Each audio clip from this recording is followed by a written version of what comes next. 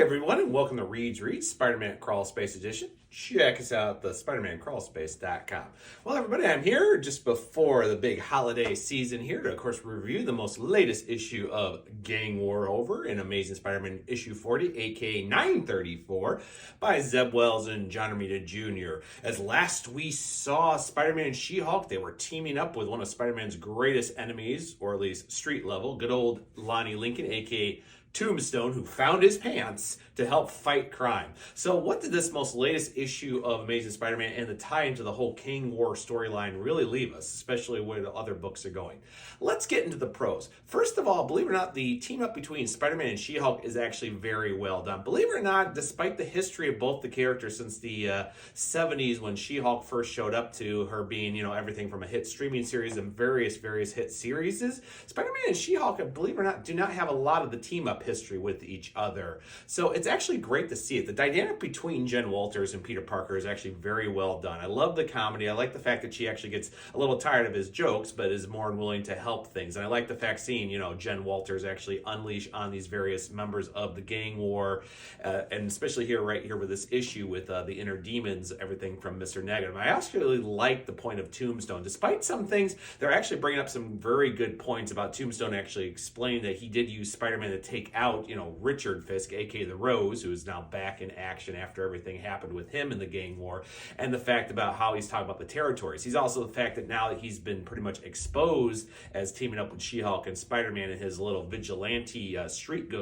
gang here, he's pretty much got a big target on his back, so he knows right now things are falling apart. And I like the fact there is a lot of character work with Tombstone between his daughter Janice and, of course, how he didn't really want this for her life, and now she's, of course, fallen into it. It actually gives a lot of layers. Tombstone's always been a very interesting character since he was first introduced, and his origins and connection to the Robertson family, as well as the pieces as we got farther and farther as the decades go. He's actually a supervillain that's actually grown a lot as a character and has a lot of backstory that actually helps you identify with him, but yet hate his guts at the same time. It's really cool. Also, of course, some of the best parts of the issue is just Madam Masque just inserting things. I love this version of Madam Masque. This is the character I grew up with. Despite some things that have happened with the character which are not being ignored, her being very malicious like this, actually proving and telling Hammerhead, hey, call the rest of the Maggia, I have something to show him, to the fact she pretty much does the classic drop from 20 feet, both Silvermane and her father count in the fairy to prove to the Maggia about how she is in charge,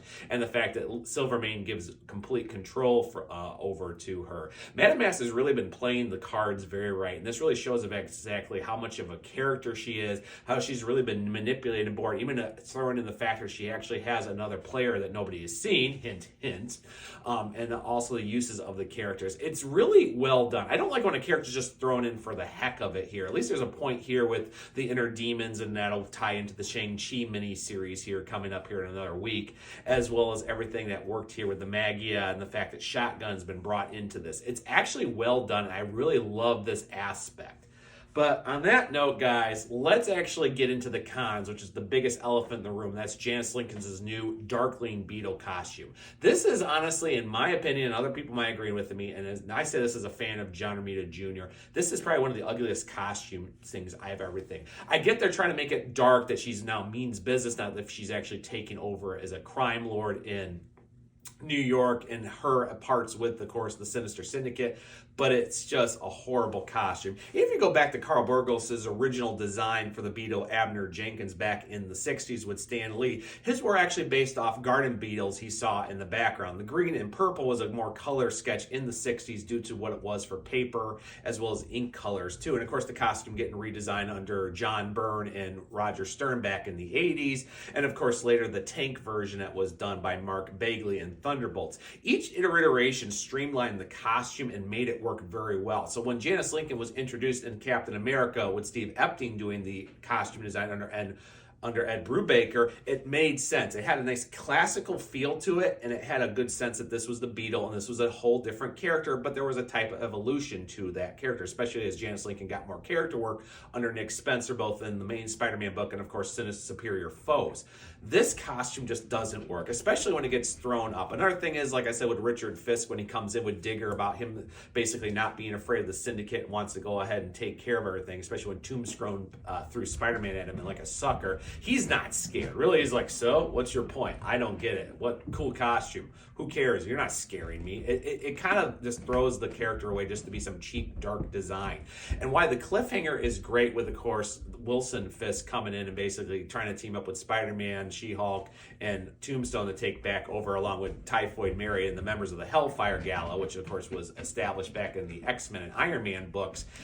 We knew this was coming. It's got a nice little piece of stake, and actually find out that Fisk, why he's on his own side, is rather do with Spider-Man to clean up everything with the gang war, which has had hip, and the fact that he's pretty much aware that Madam Masque and the Maggia, since Wilson Fisk himself was a member of the Maggia, is all in here. This has some nice tie-in issues, but it does feel like a filler just to get some of the main pieces on, such as Janice's new awful costume, Wilson Fisk and Richard Fisk coming back into the play, and basically Madam Masque, now that she's got control of the Maggia empire and she's got her pieces on the board. Now it's kind of like, what is her end game? To really let the gangs of New York destroy each other and replace it with the Maggia, which was originally their plan, like Count Nefaria and Hammerhead, or does she have something else into it? It's a great artwork, and it's got a great little piece for the characters between Spider-Man, She-Hulk, and Tombstone.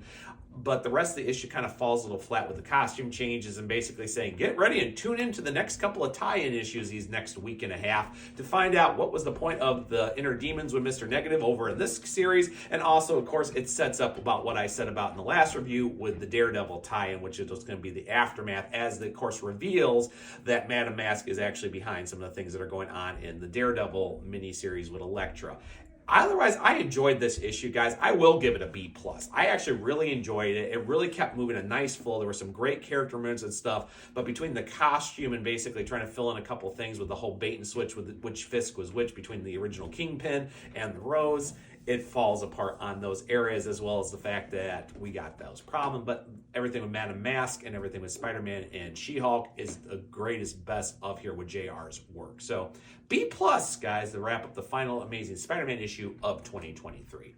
And on that note, everybody else, I'm out of here for Christmas if you celebrate or anything. So I'm going to say happy holidays and winter solstice to everybody here. I'll be back for the last Amazing Spider-Man reviews with tie-ins with Gang War next week before we move into 2024. So for more information and latest news and reviews, guys, check us out at thespidermancrawlspace.com for all that. Check out our social media as well as our YouTube channel. Definitely like and subscribe if you love these reviews and more to it. And of course, don't forget to ring that bell for notifications when a new review is popped up. I'll see everybody later on the Crawl Space.